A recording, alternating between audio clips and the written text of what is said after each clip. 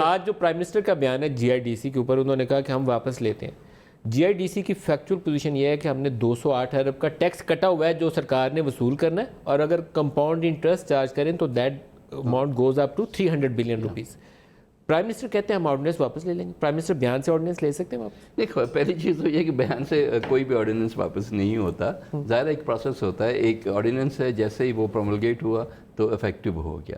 اگر اس کو ختم بھی کرنا ہے تو اس کو ظاہر ہے یا تو ری پرومولگیٹ کرنا پڑے گا، یا دونوں ہاؤسز میں سے کسی ایک ہاؤس میں ایک ریزولوشن سے اس کو اسٹرائک ڈاؤن کرنا پڑے گا، یا قومی اسمبلی یا سینٹ میں، تو یا ایک نیا آرڈیننس لائیں پہلے آرڈیننس کی نفی کرنے کے لیے. Either way.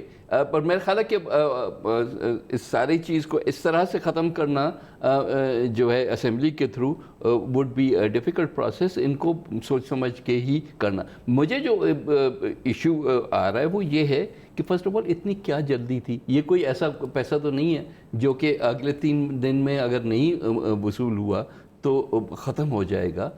somebody has done it. اور کافی ساری انگلیاں جو ہیں وہ اٹھ رہی ہیں. سر یہ انگلیوں والی بات تھوڑی سی وضاحت کریں. یہ ایکچولی بینیفیشری کون تھا؟ میں نہیں سمجھ پایا. وہ لسٹ پوری ہے میرے پاس لیکن مجھے سب کے مالکان کے نام نہیں آتے. میں نام کسی کا بھی نہیں لوں گا. آپ کے لوگ ہیں؟ لیکن آپ کے لوگ ہیں؟ نہیں ہمارے لوگ نہیں. کرنے والے کون تھے؟ Decision makers. اور اس جلد بازی میں ڈیسیجن میکرز جو ہے نا، سوال تو وہ اٹھ رہا ہے. وہ کون تھے ابھی؟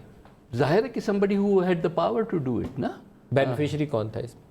بینیفیشریز کی تو لسٹ ہے نا آپ کے پاس.